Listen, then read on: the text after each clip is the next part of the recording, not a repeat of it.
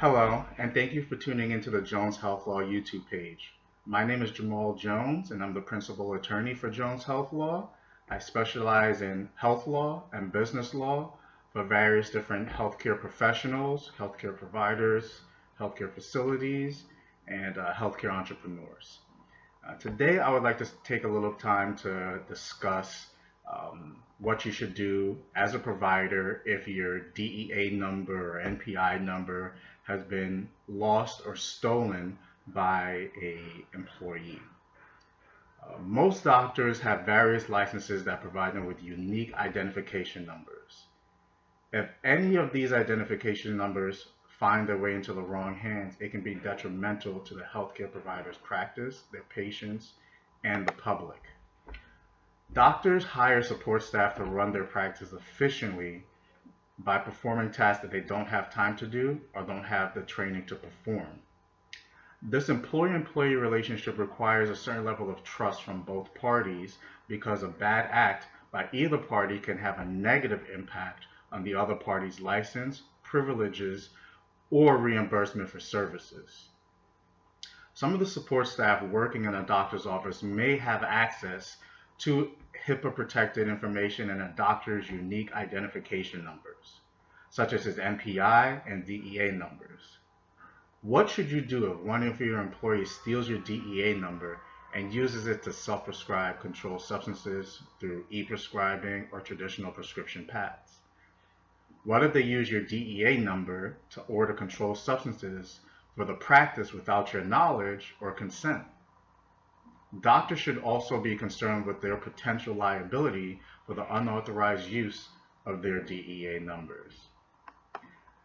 Now, if your DEA number has been stolen, there are certain reporting requirements that you must abide by and adhere to. According to Florida Statute 893.075B, if your DEA number has been stolen and used to divert controlled substances, you must file a police report with the local sheriff of that county within 24 hours after discovery. A person who fails to report a theft or significant loss of controlled substances commits a misdemeanor of the second degree. It is not required that you press charges against the perpetrator of the theft, but I always recommend that my clients do so for several reasons. First, it shows authorities that you are not complicit in the theft. Second, it becomes part of the employee's record, and prospective future employees will be able to see this information on their criminal history during background checks. Third, as punishment for the emotional despair you will endure, negative impact on your practice, and the cost to hire an attorney to represent you in this matter, I think that it's due justice, if you will, that your employee or former employee has charges filed against them. Now, you must also notify the Drug Enforcement Agency or the DEA within 1 business day upon discovery of a theft or significant loss of controlled substances.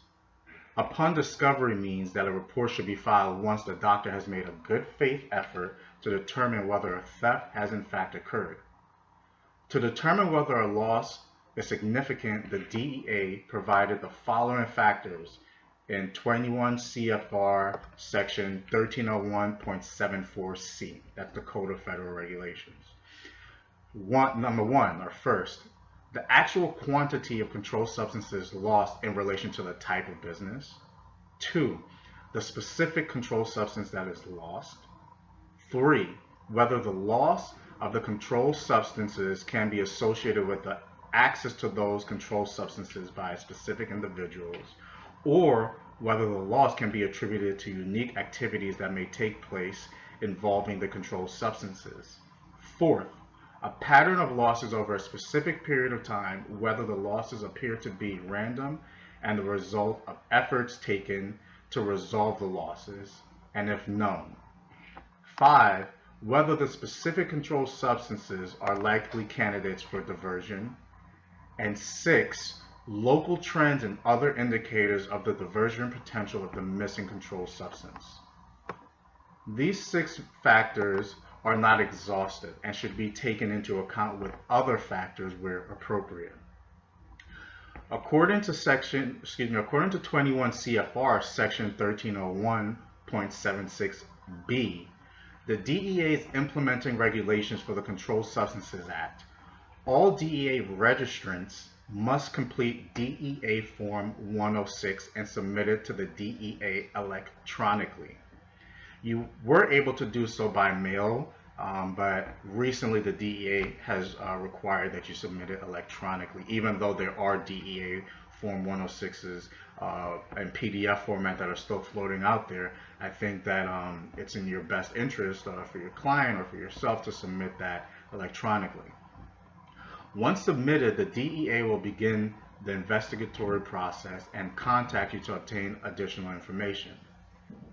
Additionally, you should contact the board or association that grants you your license to practice, for example, the Florida Board of Osteopathic Medicine, to see what reporting requirements they may have. For example, although I could not find a clearly defined rule requiring so, the Florida Board of Osteopathic Medicine strongly suggests that the doctor file a complaint with the Florida Department of Health against the perpetrator of the crime so that they may conduct their own investigation into the matter. Now, depending on who the perpetrator is, they also have certain licenses, and that agency or that department should also be notified, or the DEA might notify them on your behalf, or excuse me, the Department of Health will notify them on your behalf once you submit the complaint against them. Now, the complaint should be sent to the Consumer Services section of the Department of Health. You'll typically receive a response from the Department of Health within 10 business days, at which point in time they may schedule a phone call or an in-person meeting as part of their ongoing investigation. This investigation may include interviewing parties in your practice about the perpetrator of the crime and the facts and events that gave rise to the incident. During all stages of the investigation, whether talking to the DEA, local police authorities, or the DOH, you must be candid with the investigating authorities so that there isn't any indication of impropriety on your part or complicity. Now that this has occurred, you want to make sure or try to limit the opportunities for a situation like this to present itself again. So, to limit the occurrence of future thefts or significant loss, providers should know the following. Conduct employee background checks for all employees, including those employees with access to controlled substances. The background check should be performed in any local, state jurisdiction where the employees has worked and resided. Federal background checks should also be performed. Schedule 1 and Schedule 2 drugs must be stored separately from other drugs in an approved safe. Schedule 3 and Schedule 4 drugs must also be kept under lock and key, but the security measures are more relaxed than their counterparts Schedule 1 and Schedule 2. Utilize tracking software that records specific employees' removal of controlled substances from locked cabinets together with an associated patient identifier. The software is designed to flag and alert the doctor of suspicious or unusual employee activity. Providers should also conduct internal audits to ensure that the inventory of controlled substances is accurate. Providers may also want to consider adopting a policy into their practice which requires employees to be periodically drug tested and suspicion-based drug testing. Drug testing should be performed prior to employment. The offer of employment should be conditional on a clean drug test. I can't stress that enough. Sparingly share your DEA number and e-prescribing login information only with trusted employees. Make sure that your prescription pads are locked up in a safe and secure area. Utilize watermarks on your prescription pads because it makes it more difficult to replicate. Monitor remittance advice, claims, and reimbursements to verify bill services match your income.